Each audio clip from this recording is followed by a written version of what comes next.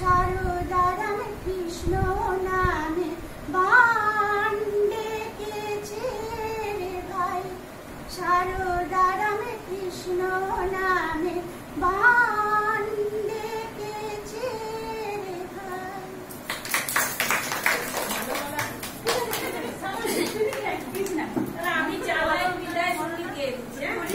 হ্যাঁ, আমি একদম ওয়ার্ড খাচ্ছিলাম, কিন্তু দিদা খুব বন্ধুর মতো ব্যবহার করতেন।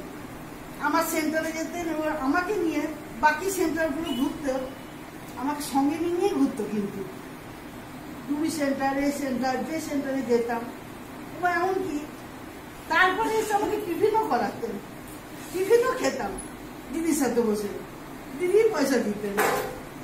যাওয়ার সময় ভাড়াটা বেশিরভাগ দিদির সাথে, যে এক মাসে যেতাম দিদি ভাড়াটা দিয়ে দিতেন, ওদের কটা টাকা পাও রাখো আমি দিয়ে দিচ্ছি, যাওয়ার ভাড়াও দিয়ে দিতেন। এরকম ভাবে আমার সাথে সম্পর্কটা ছিল। এবং চলে এলো, ওটা খারাপ হয়ে গেছিল, দেখ ছবি দিয়েছিল, আবার তারপরে দিদি চলে এলো। হ্যাঁ, দিদির সাথে সম্পর্ক সবটা আছে। হ্যাঁ, কিছু ভুল ত্রুটি তো করেইছি, 100 বার করি, বকুনিও খেয়েছি, আবার শুধরের চেষ্টাও করেছি। কতটুকু শুধরেছি সেটা দিদি বলতে পারবো, আমি বলতে পারবো না। আর আমি কি বলবো, দিদি ভালো থাকুক, দিদি শরীর ভালো থাক, দিদি মানে সব দিক থেকে দিদি ভালো হোক, এটাই শুরু করবো। আমি শেষ করলাম।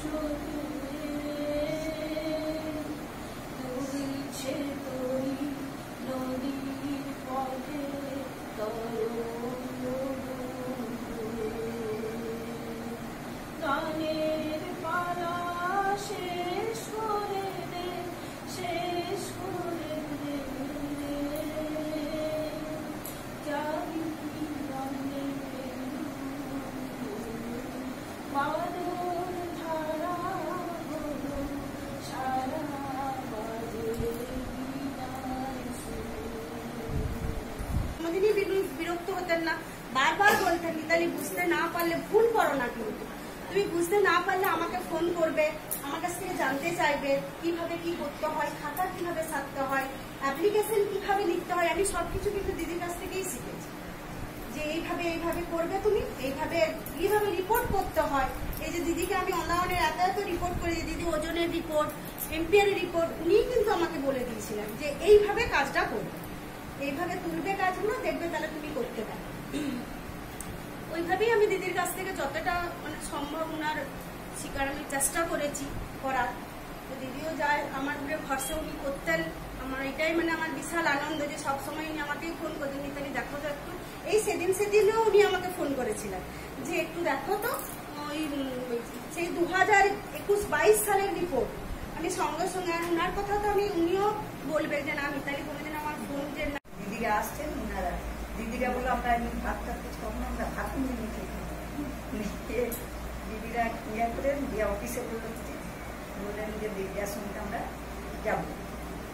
সেই সব দিদিরও খুব আনন্দ লাগলো যে আমার বাড়িতে সুপারভাইজাররা উঠেছেন, এসেছেন, কমলাকেও আমরা বোনের মতন ভালোবাসি। তো দিদির কাছ থেকেও আমরা অনেক কাজ শিখেছি, ইয়ে করছি, ছবিও শিখেছিলেন। তারপর দিদি সমস্ত আর দিদি আগাম সব জিনিসগুলো বলতেন যে আজকে এই রিপোর্টগুলো লাগতে পারে, তোমরা এগুলো কিন্তু রেডি করে রাখবে। তো সেইভাবে আমরা একটু আগের থেকে কাজটা সেরে রাখলাম। কারণকে এইভাবে করবে, এইভাবে করবে, নিজের খাতাপত্রগুলো ঠিক রাখবে এবং সমস্ত বিষয়ে দিদি সব কিছুতেই সাহায্য করেছেন। এবং যেটা যখনই করেছি দিদি এই জিনিসটা কেমন করে হবে, দিদি বলেছে ঠিক আছে এরকম করতে। ছবিদির কাছেও থেকেও যখন সুপারভাইজার ছিল, ছবিদির যখনই যেটা না বুঝতে পেরেছি প্রথম ওয়ার্কারের চাকরি পেয়ে দিদির কাছে দিয়ে গেছি, দিদি যখন সেই জিনিসটা দেখে দিই যে মালবিকা এটা এরকম করে হবে, তুমি এরকম করে করবে। এখনো দিদির কাছে যেটা বুঝতে না পেরেছি দিদি এটা কিরকম করে হবে, দিদি সবসময় সেই কাজটা সঙ্গে সঙ্গে দেখে দিয়েছে। দিদি সব সময়তেই যখনই দরকার হয়েছে তখন সেই সময়তেই দিদি আমাদেরকে সমস্ত কিছু কাজ এভাবে দেখে দিয়েছে, এভাবে আমরা যেন আগামী বছর চলতে পারি সেটাই। আমি আমার আর আসবেন অবশ্যই আমাদেরকে সাপোর্ট করবেন, আমরা আমাদের সমস্যাগুলো আপনার সাথে শেয়ার করবো, বুঝতে চাইবো, জানতে চাইবো, এটাই।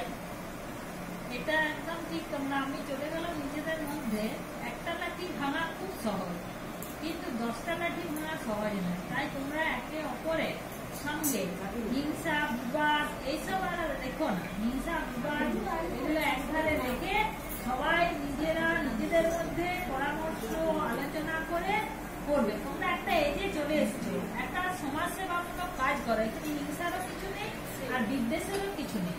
সুতরাং তোমরা ভালো কাজে নিয়োজিত আছো, সবার ভালো করার চেষ্টা করবে। সবার ভালো যদি তোমরা করতে পারো, কাউকে যদি কিছু ভালো পরামর্শ দিতে পারো সেটা অবশ্যই দিবে। হ্যাঁ, যদি দাও ঈশ্বর তোমাদের সঙ্গে থাকবে। আমি এই কথাটি তোমাকে বলে দিই, ঈশ্বর তোমাদের সঙ্গে। আমার আশীর্বাদ তোমাদের সঙ্গে রইল। হ্যাঁ, তোমরা খুব সুস্থ থাকো। আমি যা দেখে গেলাম তোমাদের শরীরের অবস্থা, আমি শুধু বারবার এটাই বলবো যে তোমরা সুস্থ থাকো, তোমরা 65 বছর পর্যন্ত সঠিকভাবে কাজ করো। আর আমার কিছু করার নেই। তোমরা সুস্থ থাকো, ভালো থাকো, সবাই একজোট হয়ে থাকো। যদি কিছু প্রবলেম হয় একজোট, একা একা কেউ না, একজোট হয়ে বলবো। প্রশাসনিক লেভেলে ভিজিট যেন না বলতে পারে না ওয়ার্কার, আমরা তো বলি নেই ওয়ার্কার থেকে বলেছি, ওয়ার্কার এমনি কাজ করে। ওয়ার্কার যদি না দিত তাহলে আমরা চাইতে যেতাম, বলেও সেই খাতে তোমরা পারবে, সেই খাতে পারবে। বুদ্ধি খাটিয়ে কাজ করবে। এখনকার আগের থেকে এখনের পথটা আরো কিছুটা কঠিন, খুব কঠিন করা। এত কাজের লোড বেড়ে গেছে। হ্যাঁ, তারপরে আছে নানা ধরনের অত্যাচার, নানা ধরনের ডিপার্টমেন্টের রিপোর্ট, তাদের সাথে কাজ করা। সব পারবে, সবাই মনোবল রাখো। আমার কথাগুলি ভাববে যে দিদি কি বলেছে, দিদি কোনটা কেমন ভাবে বলেছে। আরে বাবা, আমার তো 800 বলেছেন।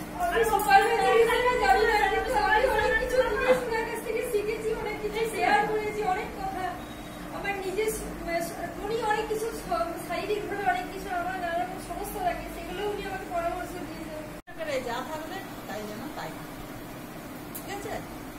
এইটি আমি বলে গেলাম তোমাদের ভালোর জন্য, তোমরা ভেবে